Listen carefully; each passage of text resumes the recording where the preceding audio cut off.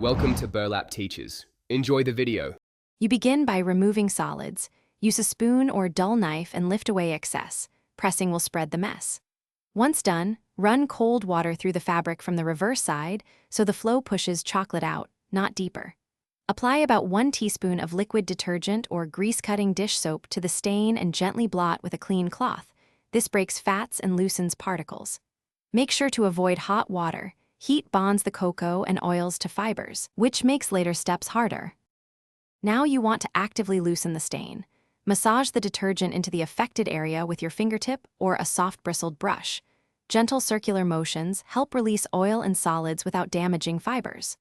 Once worked, soak the garment in cold water for 15 to 30 minutes. For heavy or older stains, use an enzymatic stain remover as directed because enzymes digest the protein and fat components. After soaking, rinse thoroughly, inspect under good light, and repeat the pretreatment if the stain still shows before moving to the wash cycle. Finish by laundering according to the garment's care label. Select the warmest water safe for the fabric because higher temps remove grease, but only when permitted.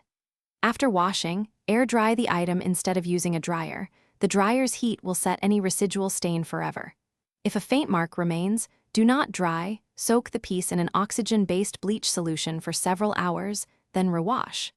If the stain is set or fabric is delicate, make sure to consult a professional dry cleaner.